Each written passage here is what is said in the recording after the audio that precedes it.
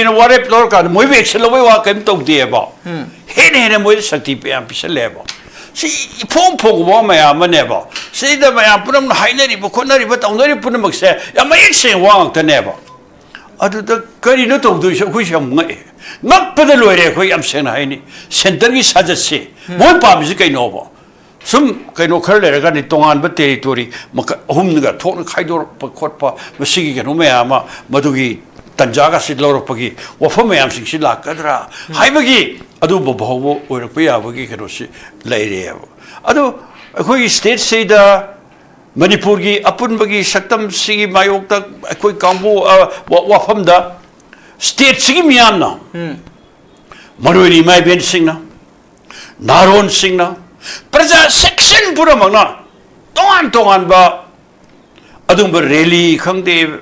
public meeting khangde ama khangde leptana sangsel isei da ekoi miyam kai pamge miyam ya pam center khangbiyo oza hujiki oza na haiba da nungai na ba hoji Manipur da mai sak liba Manipur ge phibam sida center leader sing na khud thingzil le han oza na side haibi ba sida ko state sida leiriba state sigi miyam na board pirega khankiba leader sing sigi lofum thopo thodang si sapsa na miyam sigi damakta lawribra duga center leader khaktana tawribra natraga state sida leiriba leader sing sigi tofum thokpa miyam tawriba du tawribra kamai center na lawre iba firep mado sik lenga pairiba BJP na pura puri madugi adu illegal center gi wasin tai hosi le Manipur se akoi center yo colonial rule gi makadre ba chapman Mahusa British sanga palinge ama tawringe madu maina ngasi di center gi yakada center hai ba topa ado ngasi kan ta hai ngamde CM Khemchand gi thoi statement se masi ma khangna hujik loi khangna re center injal kanda adu masangse leiba adu ba thabak mayama tawre myam sing se masi akoi state lingak pai ba BJP su khangi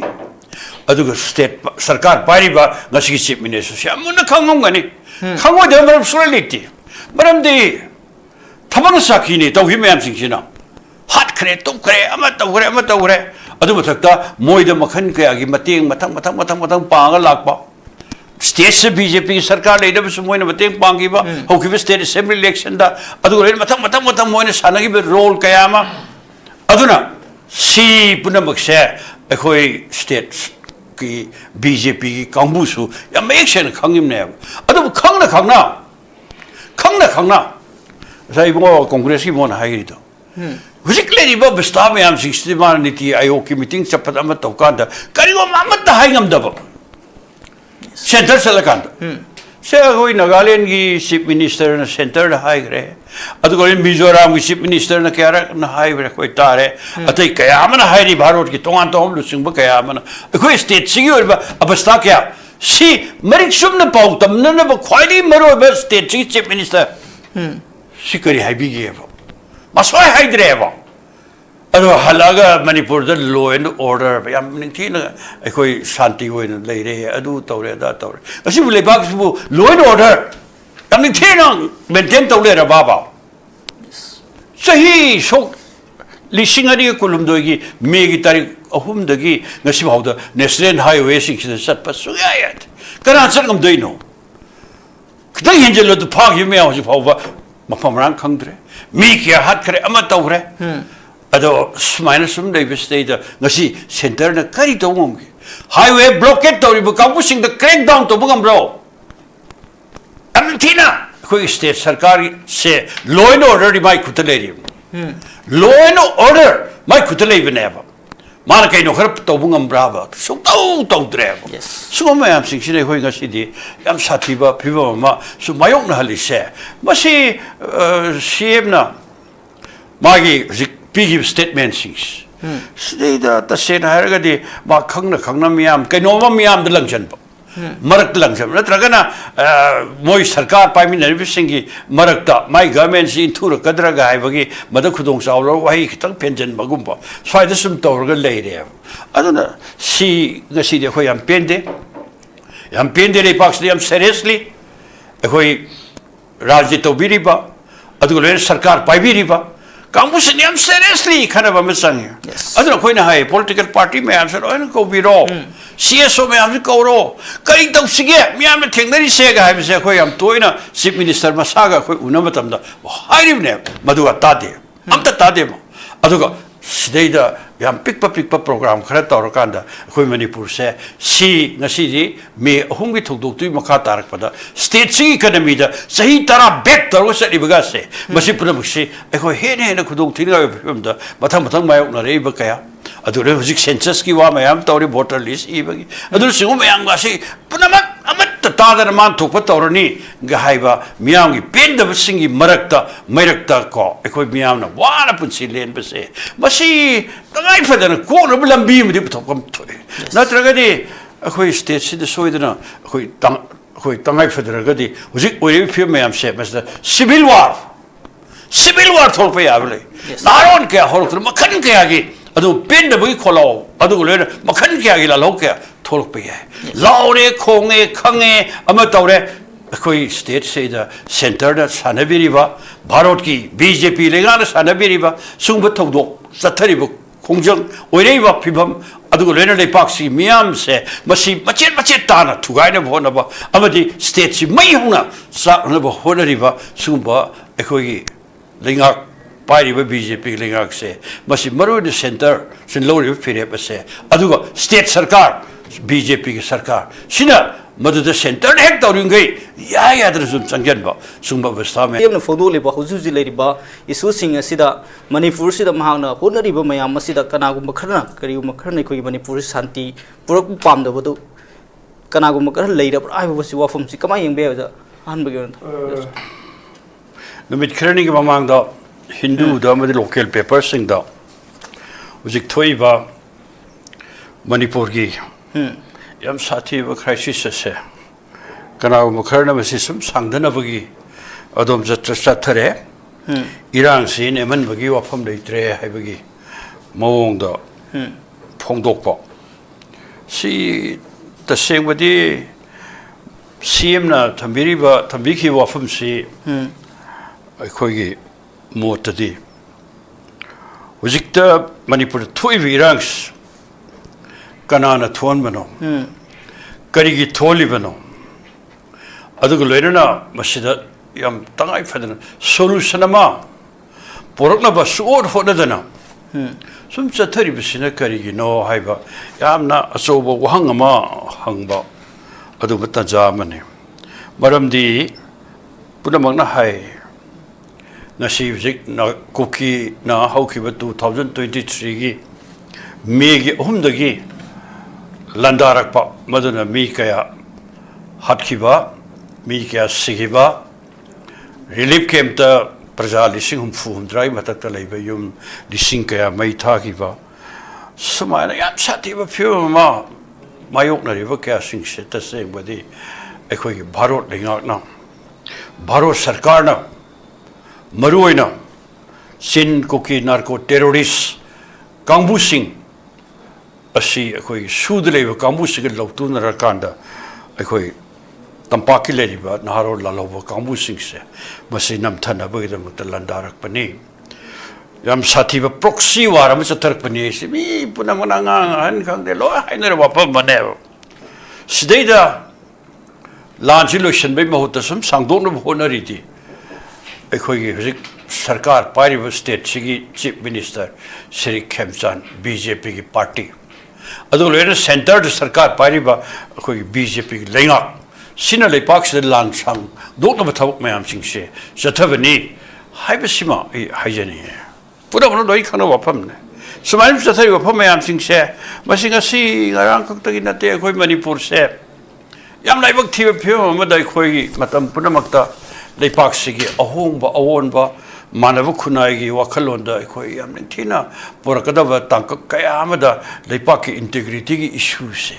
ꯃꯁꯤ central ꯒꯣꯚꯔꯟꯃꯦꯟꯠꯅ ꯌꯥꯝ ꯃꯔꯨꯑꯣꯏꯕ ꯗꯥꯌꯤꯠꯇ ꯃꯌꯥꯝ ꯑꯃ ꯂꯧꯔꯀꯥꯟꯗ ꯃꯅꯤꯄꯨꯔꯁꯦ ꯀꯥꯏꯕ ꯌꯥꯕꯒꯤ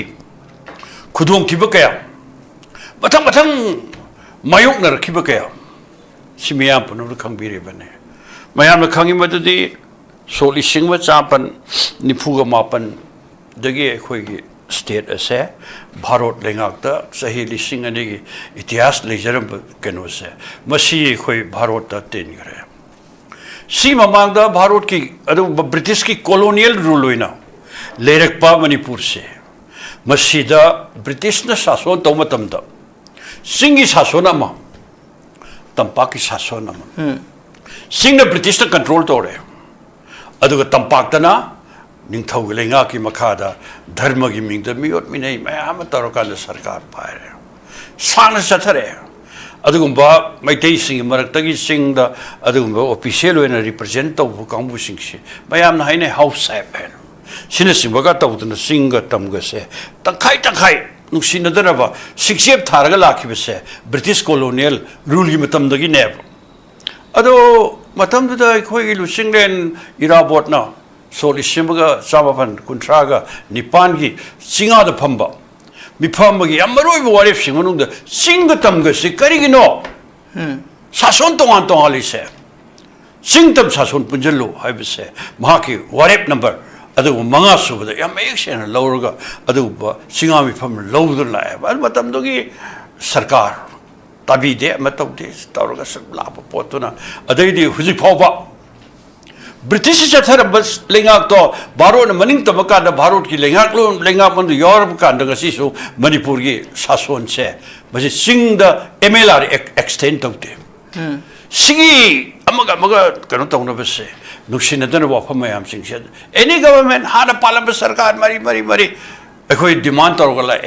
sing them Sason Punjalo, otherwise it taught him. Adugambuka, a quite state to my am a talk record.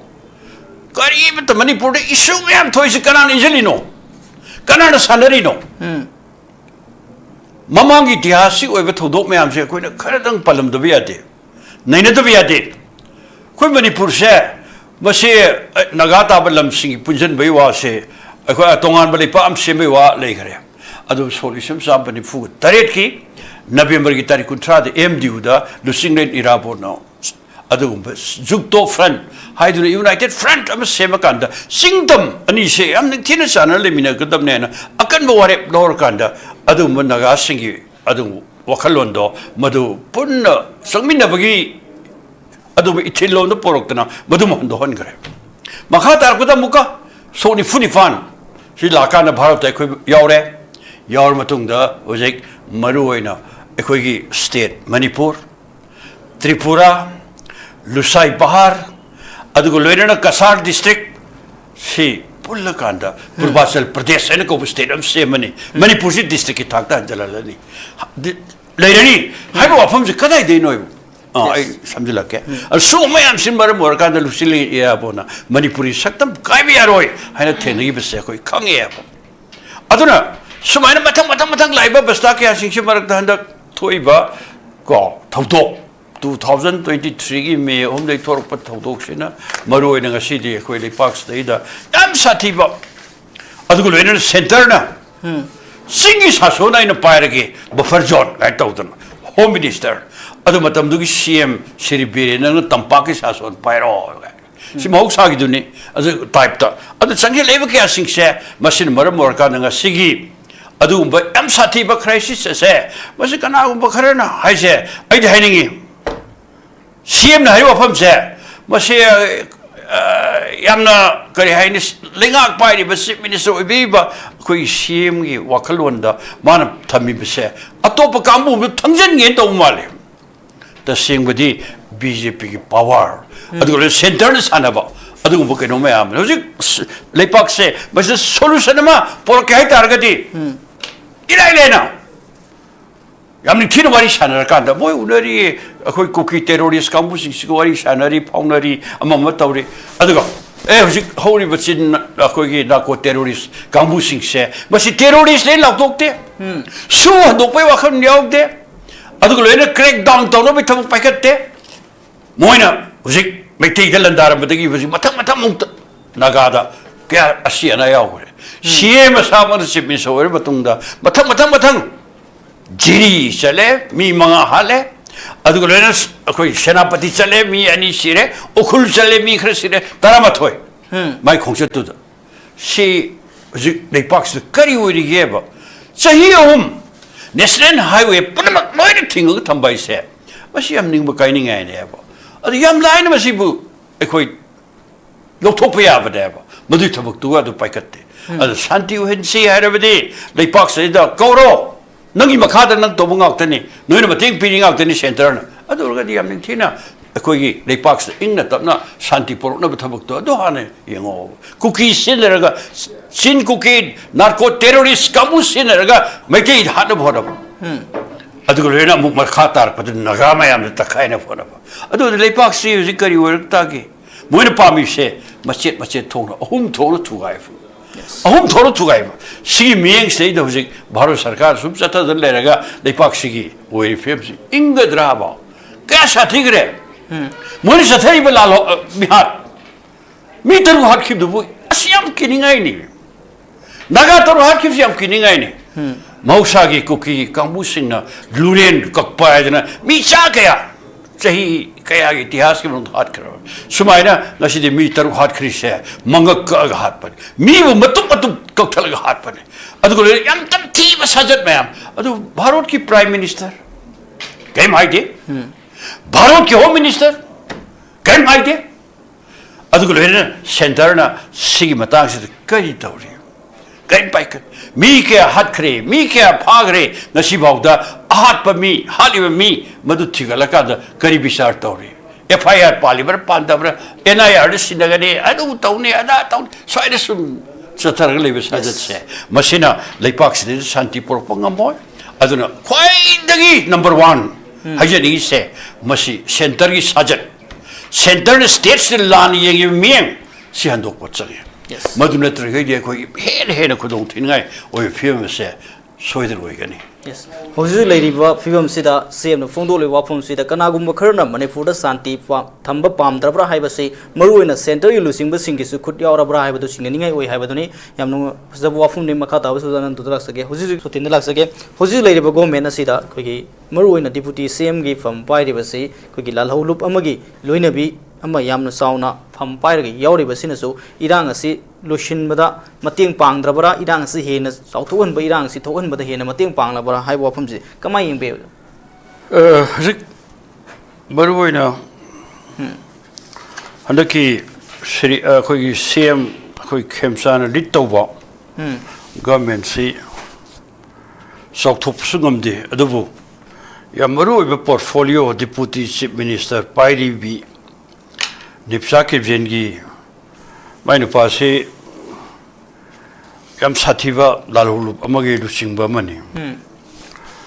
aduga leipak sida sin koki narco terrorist sing na landar eiba aduga loinana akhoi gi BJP manungda koki MLA sing si akhoi gi sarkar dagi moi lapthoga mantri di tokte MLA su tokte aduga tongana leraga khoi separate administration gi demand ga tawdur changjal eiba khoi khongthang kya sing steida yam maruiba role ma loba nipsa ke jen gi nupa khoi gi sin ko ki narco terrorist singi marakta gi khwai gi maruiba sing ba mane hadaki naga taru yam tam thina phara matung da hat khiba khokhiba makak kaktana tawki mayam sing si matang da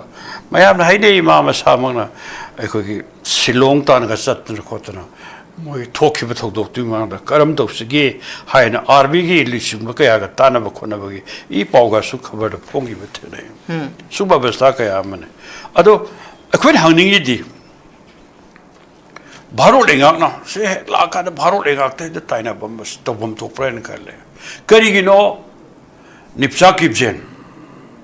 deputy chief minister gi fam thin dois kari gi no ekhoi gi state se da ekhoi gi legmak pai ri ba mantri taru manga khak le raga aduga maming do oina PR lokthok to beya da gi tanjab da thamaka da mabu moi khara khak pai ba expansion to sungam da portfolio su din tinwani to injin to wa pham su ba pham rang khang da ba adu ko lena chief minister masamak se Mana budi hai, I want the unified command scenery. Adu luru tangkap kata ma masai out dana. Ekoi army ki chief kaya magal loina na. Ekoi governor ga dum wata na boy. Adu loina na ekoi ngasi bauda. Mana tori thabok mayam singsi. Center ki dum yakai gi ngal leipo. Kai tai ngam da tumin lei thokpo. Adu ga ekoi chief minister deputy chief minister oiribi nipsa ki gens. Masina pari ba portfolio ma atai eje deputy chief minister amoina ma file process ti amni thir taw mai mihut ama hape adu le delhi da natraga kangpokpi da natraga ekoi any office am da mai kan tor kanda makhan gi sanctioning authority mana madu sign taw da taw ya ma thabo kya sing di adum paktaru taw bharot ki adum ba home minister unari even sometime prime minister ka foundary adu loina ngasi thoi wa tholang thok mayam sigi matang da akhoi gi kangpokpi da amadi naga kangbu miyam mana handaki mi taru khat ki bagi miya seida chief minister nipsa kipjen ma chenare adu nang resign taw haida laur bane ba kalbu kholo mayam ne ba soida ngasi di bharo sarkar su ta de state sigi bjp kangbu su ta de adu lena mabu step down to we wa pham su to de mau sumka kali kari ginova si mana maram workan dengan sidi mi puram na haina ri chumedra habisi yamek sengale maram di ngasi ki sarkar se hanglai sarkar se basi maru in center na pura control to bo